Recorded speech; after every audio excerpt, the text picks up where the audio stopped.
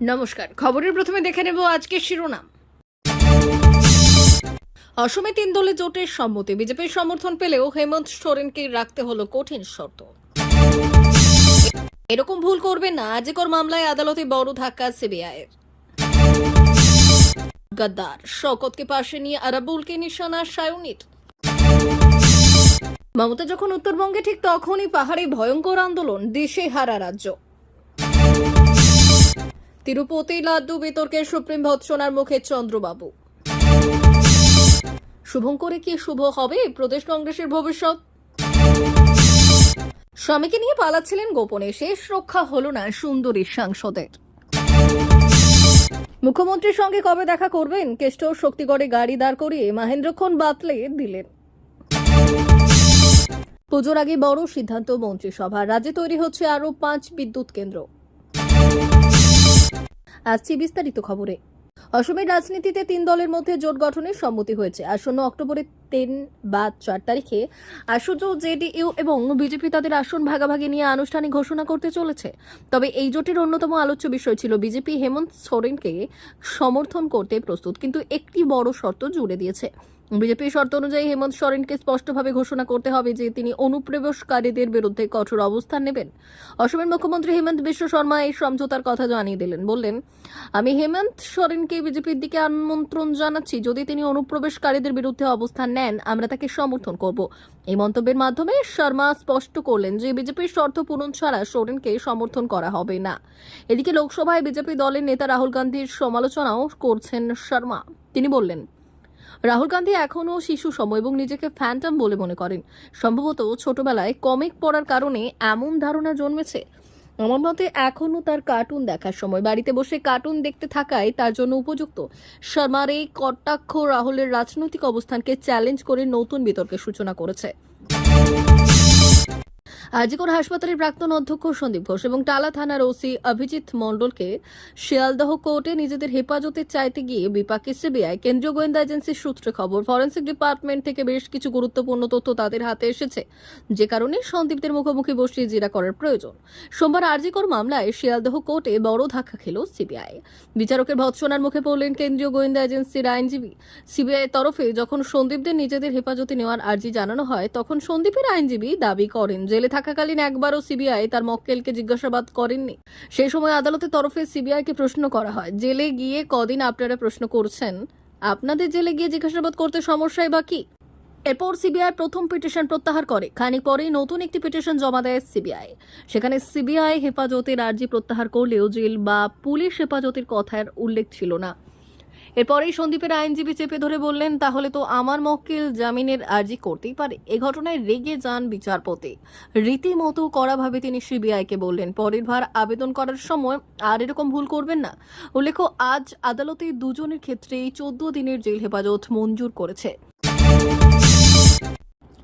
ভাঙড়ের সম্প্রতি শওকত মোল্লা ও আরাবুল ইসলামের দ্বন্দ্ব কারো অজানা নয়।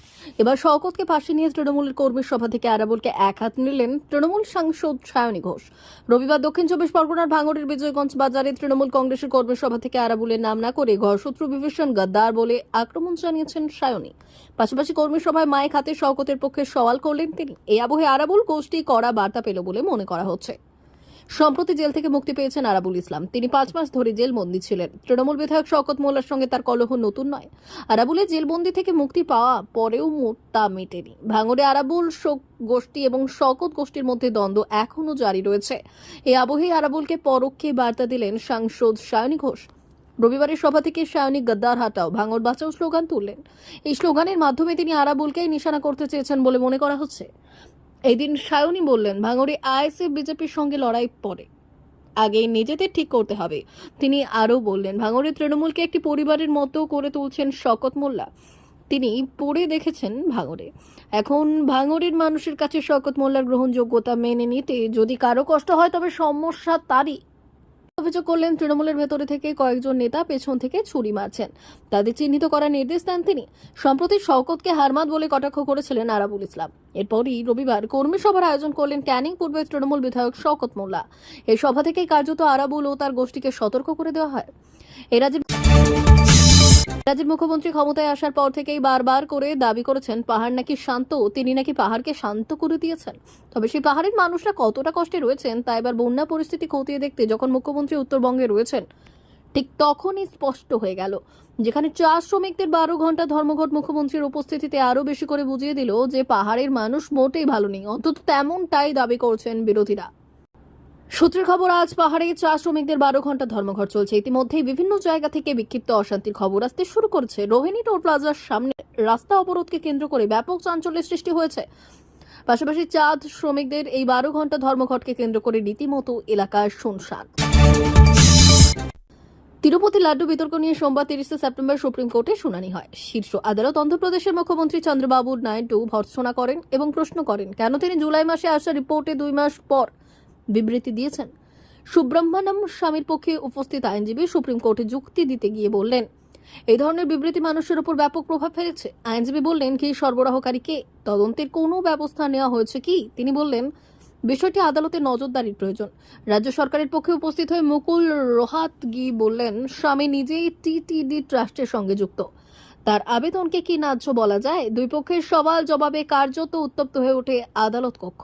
মুকুল রোহাতগি বললেন যে সুব্রহ্মণ্যম স্বামীর উদ্দেশ্যে পরিষ্কার, রাজ্য সরকারের টার্গেট করতে চান তিনি। এ বিষয়ে বিচারপতি বিশ্বনাথন বলেছেন যে স্বামী বলেছেন যে ঘেটির নমুনা নেওয়া হয়েছিল যা টিটিডি ট্রাস্ট ব্যবহার করেনি। পাশাপাশি বিচারপতি বি আর গভাই বললেন, যখন তদন্ত চলছে তখন মাঝপথে কেন এমন বক্তব্য দিলেন? মুখ্যমন্ত্রীর পদ একটি সাংবিধানিক পদ। বিচারপতি বিশ্বনাথন বলছেন যে জুলাই মাসে যে রিপোর্ট এসেছে তার বিবৃতি 2 মাস পর দেওয়া হয়েছে। আপনি যখন নিশ্চিত না কোন ঘি থেকে নমুনা দেওয়া হয়েছে তখন আপনি কেন বিবৃতি দিলেন? রাজ্য সরকারের পক্ষে উপস্থিত হয়ে অ্যাডভোকেট সিদ্ধার্থ লুথরা বললেন, গত 50 বছর ধরে কর্ণাটকের সমবায় নন্দিনী থেকে ঘি নেওয়া হচ্ছে, আগে সরকার এই পরিবর্তন করেছে। এই নিয়ে বিচারপতি গভাই আইনজীবীকে প্রশ্ন করলেন, সত্যতা যাচাই না করে বিবৃতি দেওয়ার প্রয়োজন হলো কেন? এ বিষয়ে রাজ্য সরকারের আইনজীবী জানান, জুলাই মাসে কখন ঘি এসেছিল এবং তা নমুনা পরীক্ষার জন্য পাঠানো হয়েছে।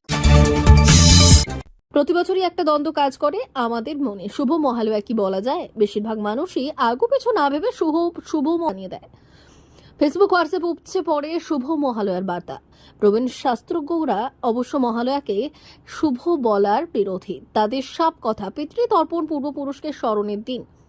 গল্পের গরু গাছে উঠলে যা হয় আর কি, মনে মনে অধীরবাবু দিল্লি ছেড়ে রাজ্য রাজনীতিতে মনোনিবেশ করার কথা ভেবেছিলেন কিনা সেটা এখন অতীতের গর্ভেই নিমজ্জিত। বেশ কিছু গণমাধ্যম প্রচার আরম্ভ করেছিল কংগ্রেস, বাম এবং হাজারো জোট ক্ষমতার খুব ধারে ধারে কাজে চলে আসছে। শাসকের ঘাড়ের কাছে নিঃশ্বাস ফেলতে শুরু করেছে।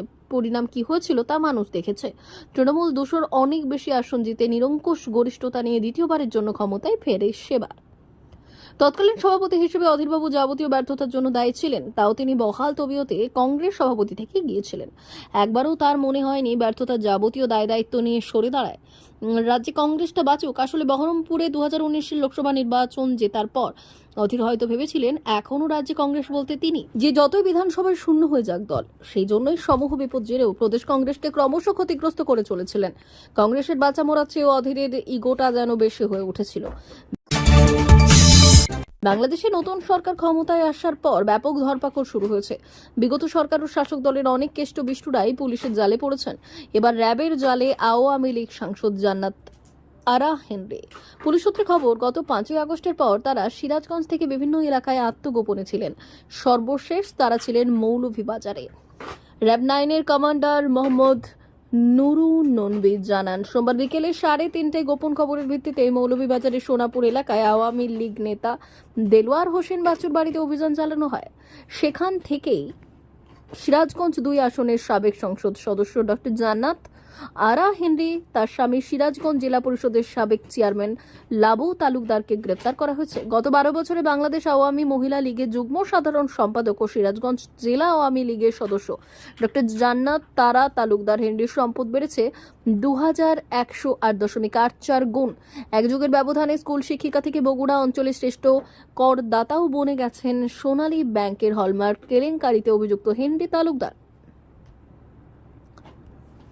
এই পথ ধরেই তাকে নিয়ে গিয়েছিল সিবিআই। গরু পাচার মামলায় গ্রেপ্তার করা হয় তাকে, তারপর কলকাতা থেকে আসানসোল এবং পরে তিহার জেল। গত 2 বছর সেখানেই কেটেছে তার। অবশেষে উপযুক্ত তথ্য প্রমাণের অভাবে জামিন পেয়েছে বীরভূমে এবং ফিরেছে। তার মেয়েকেও তিহার জেলে থাকতে হয়েছিল। হ্যাঁ, তিনি বীরভূম তৃণমূল কংগ্রেসের জেলা সভাপতি অনুব্রত মণ্ডল ওরফে কেষ্ট। মেয়ে সুকন্যাকে সঙ্গে নিয়ে আজ কলকাতায় যান অনুব্রত মণ্ডল চিকিৎসার জন্য। কেষ্টর বক্তব্য, এখন পর উৎসব আছে, দুর্গাপুজোর পর লক্ষ্মী পুজো হবে, তারপর কালী পুজো হবে, ছট ও জগদ্ধাত্রী পুজো হবে, এখন ভালো করে দুর্গাপুজো কাটান। কোর কমিটির বৈঠক যে যাবেন, কেষ্টর জবাব, আগেও ছিল কোর কমিটি। রবিবার দুপুরে বাড়ির কাছে শক্তিপীঠ কঙ্কালীতলায় পুজো দিয়েছিলেন অনুব্রত মণ্ডল। সেখানেও সঙ্গে ছিলেন মেয়ে সুকন্যা। তারপর সড়ক পথে কলকাতার উদ্দেশ্যে যাত্রা শুরু করেছিলেন তারা। শক্তি করে গাড়ি দাঁড়ালেও কোনো মিষ্টি মুখে তোলেননি কেষ্ট। পুলিশের পাইলট কারের পাশে আরো দুটি গাড়ি ছিল কেষ্ট মণ্ডলের সঙ্গে। পাইলট কার সহ মোট 3টি গাড়ি ছিল কেষ্ট মণ্ডলের সফর সঙ্গী। গাড়ি চালকের বাঁদিকে ছিলেন তিনি, আর মেয়ে সুকন্যা ছিল পেছনের আসনে। রাজ্যে ক্রমশ বাড়ছে বিদ্যুতের চাহিদা। পুজোর সময় সেই চাহিদা বাড়বে আরও খানিকটা। রাজ্যে শিল্প খাতেও বিদ্যুতের খরচ বাড়ছে। এরকম পরিস্থিতিতে আরও বিদ্যুৎ কেন্দ্র স্থাপনের সিদ্ধান্ত নিল রাজ্য সরকার। রাজ্যে আরও 5টি বিদ্যুৎ কেন্দ্র স্থাপন করছে রাজ্য সরকার। মন্ত্রী আরও বললেন, রাজ্য সরকার সাগরদিঘিতে একটি নিজস্ব পাওয়ার প্ল্যান্ট তৈরি করেছিল। সেই বিদ্যুৎ কেন্দ্রের 95% কাজ হয়ে গিয়েছে। এই বিদ্যুৎ কেন্দ্রটি সুপার ক্রিটিক্যাল পাওয়ার প্ল্যান্ট গোত্রের। এই ধরনের প্ল্যান্ট দেশের পূর্বাঞ্চলে এই প্রথম। এই মুহূর্তে যে পাওয়ার প্ল্যান্টগুলি রাজ্যে সক্রিয় রয়েছে সেগুলি হলো সাগরদিঘি, বক্রেশ্বর, দুর্গাপুর, সাঁওতালডিঘি, ব্যান্ডেল ও কোলাঘাট। উল্লেখ্য, গত নভেম্বর মাসে রাজ্যে যে 5 বিদ্যুৎ কেন্দ্র তৈরি হবে সেই ঘোষণা করেছিলেন মুখ্যমন্ত্রী মমতা বন্দ্যোপাধ্যায়। মুখ্যমন্ত্রী জানান, যে বিদ্যুৎ কেন্দ্রগুলি তৈরি করা হবে তার মধ্যে কয়েকটি বেসরকারি সংস্থার সঙ্গে যৌথ উদ্যোগে তৈরি করা হবে। এছাড়া কয়েকটি রাজ্য সরকার নিজেই তৈরি করবে। এর পাশাপাশি রাজ্যে যে সমস্ত বিদ্যুৎ কেন্দ্রগুলি রয়েছে সেগুলি বর্তমান সময়ের সঙ্গে তাল মিলিয়ে আরও আধুনিক করার উপর জোর দেওয়া হয়েছে। তার জন্য ইতিমধ্যে কাজও শুরু হয়ে গিয়েছে বলে জানান মুখ্যমন্ত্রী। তিনি আরও জানান, এই সমস্ত বিদ্যুৎ কেন্দ্রগুলি আধুনিকীকরণের জন্য প্রচুর বিনিয়োগ করা হয়েছে। মূলত আগামী দিনে যাতে রাজ্যে বিদ্যুতের কোনো সমস্যা না হয় সেই কথা মাথায় রেখে এই বিদ্যুৎ কেন্দ্রগুলির আধুনিকীকরণ করা হচ্ছে এবং নতুন বিদ্যুৎ কেন্দ্র তৈরির সিদ্ধান্ত নিয়েছে। প্রিয় দর্শক, আমাদের চ্যানেলের নিয়মিত ভিডিও পেতে চ্যানেলটি সাবস্ক্রাইব করুন। ধন্যবাদ।